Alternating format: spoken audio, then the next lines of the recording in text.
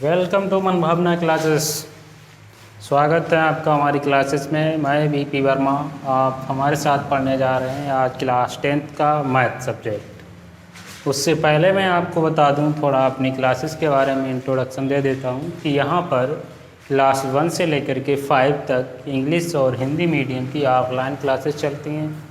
फिर क्लास 6 से लेकर इंटर तक सीबीएसई बोर्ड और हिंदी मीडियम दोनों माध्यम से पढ़ाई की जाती है और ऑनलाइन और ऑफलाइन क्लासेस चलती हैं।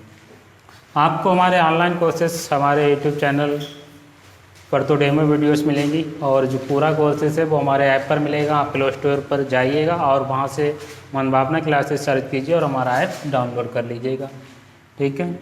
और आपको हमारे वीडियोज़ अच्छे लगे तो आप हमारे चैनल को सब्सक्राइब और लाइक भी कीजिएगा और हमारी आने वाली वीडियोस आप तक पहुंचती रहेंगी, इस बात की गारंटी है। और क्लास 12 के बाद हमारे पास बी और बीएससी के भी कोर्सेज हैं, जहां जेडबीसी, पीसीएम, आर्ट, इंग्लिश और ग्रामर, बीए की सबकी तैयारी यहां पर करवाई जाती है। ऑफलाइन और ऑनलाइन कोचिंग चलती है। और उसके बाद फिर हमारा एक दूसरा सेक्टर आता है कंपटीशन का। यहाँ पर कंपटीशन वन डे एग्ज़ाम की जितने भी एग्ज़ाम हैं, ऑल वन डे एग्ज़ाम, सभी कंपटीशंस की तैयारियां यहाँ पर करवाई जाती हैं। हमारे पास 25+ टीचर्स हैं जो कि अलग अलग सब्जेक्ट के हैं और वो अपनी अपनी जो है सेवा यहाँ पर देते हैं।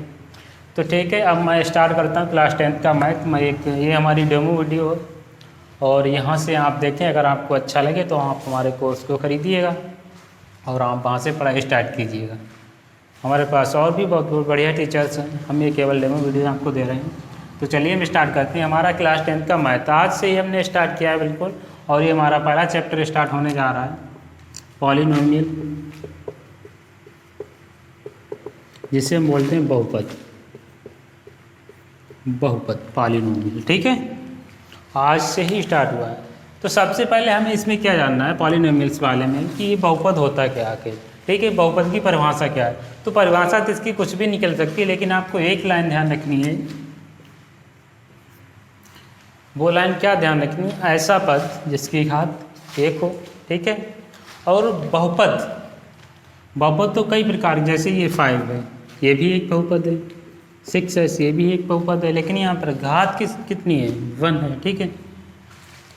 तो हम यहाँ पर क्या कह सकते हैं कि ऐसा बहुपद जिसकी घात 1 या 1 से अधिक हो, उसे हम क्या कहेंगे? बहुपद कहेंगे, ठीक है। यानी ऐसा पद जिसकी घात 1 या 1 से अधिक हो, उसे हम क्या कहेंगे? बहुपद कहेंगे। देखिए, 1 से कम घात होने का मतलब क्या है? अंडर रूट में होना, जैसे ये है।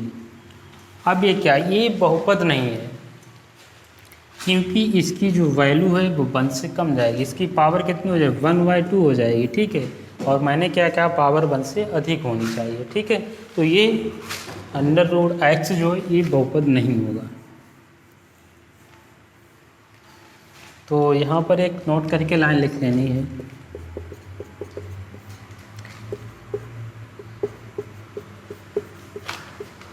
ऐसे पद जिनकी घात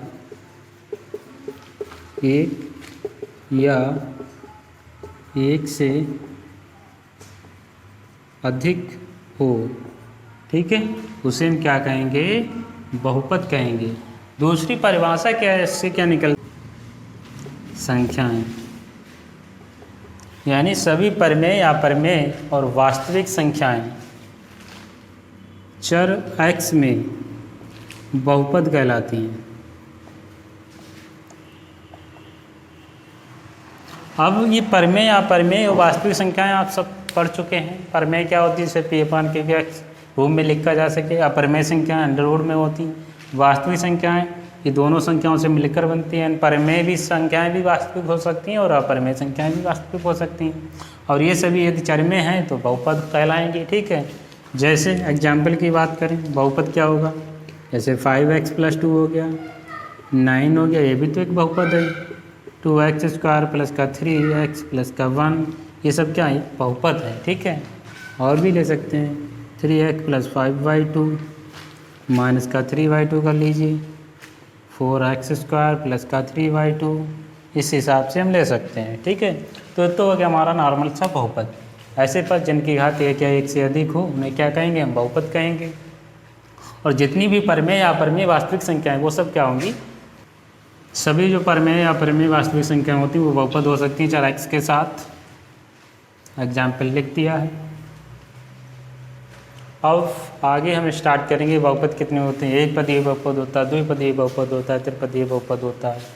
एक पदीय बहुपद जिसमें पद एक पद हो, द्विपदीय बहुपद जिसमें पद दो हो। ठीक है, इस टाइप से साथ में नोट करते रहिए।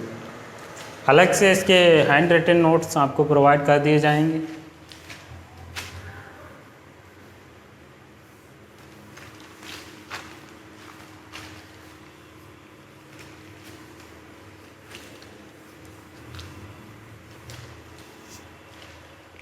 उसके बाद आता है एक पदीय बहुपद।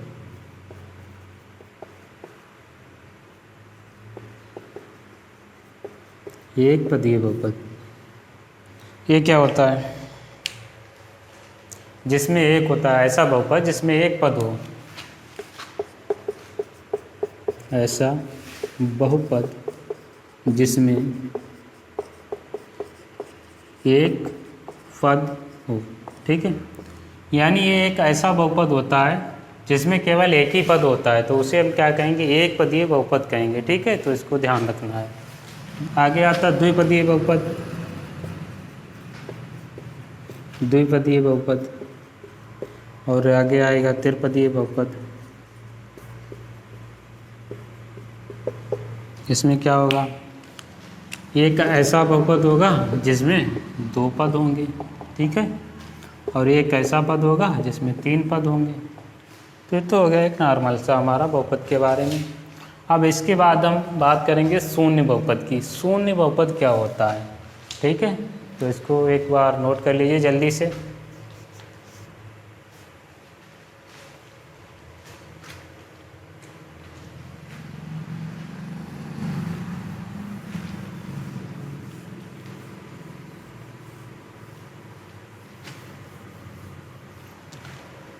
अब बात आती है हमारे शून्य बहुपद की।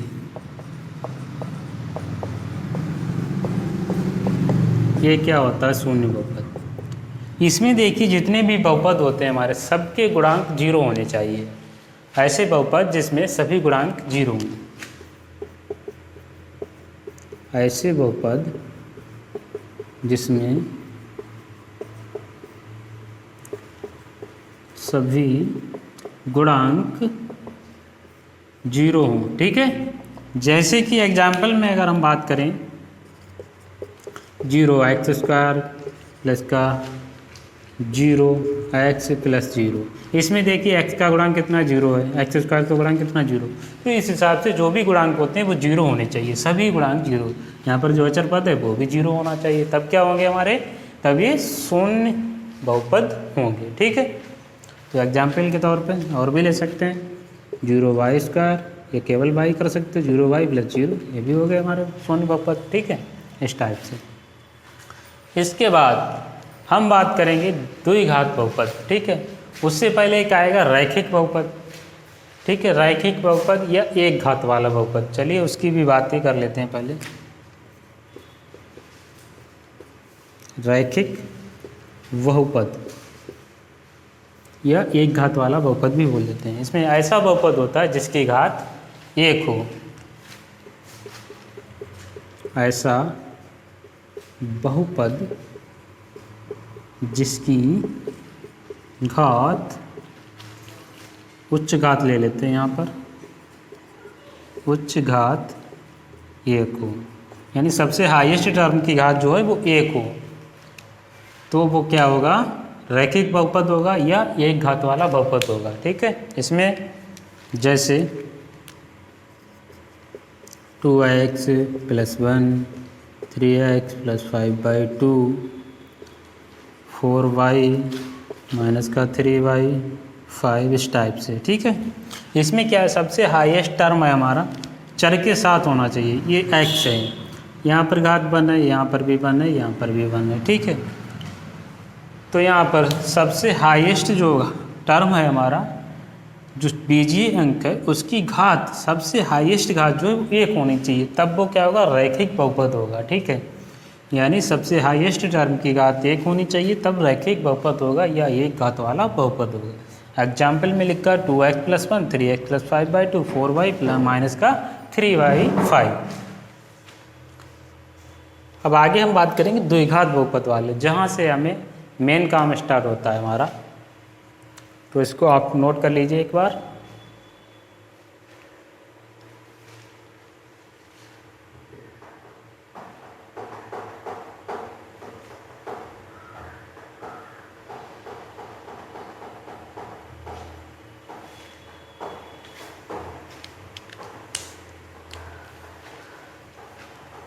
और ये वाले जो होंगे वो घात में होंगे, और किसकी घात होगी? चरपद की घात होगी। चाहे तो हम इसको लिख भी सकते हैं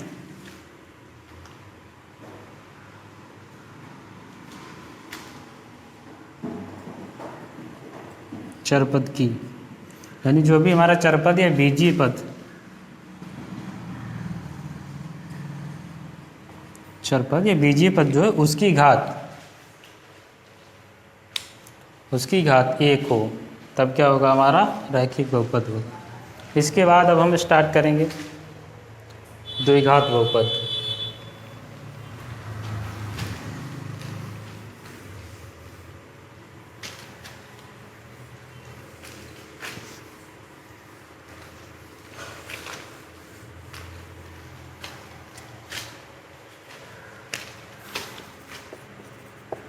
द्विघात बहुपद ये क्या होता है इसे समझते हैं।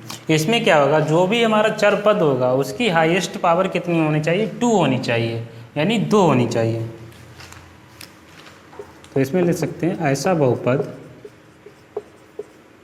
बहुपद जिसमें, अब की मैं लिख ही देता हूँ, जिसमें चर पद की घात, उच्च घात ले लेते हैं यहाँ पर, उच्च घात 2 हो, ठीक है, उसे क्या कहेंगे? द्विघात बहुपद। एग्जाम्पल में 2x² + का 3x माइनस का 2 ले लेते हैं। यहाँ पर देखिए उच्च, ये जो हमारा चर पद है, यहाँ पर उच्च घात कितनी है? 2 है।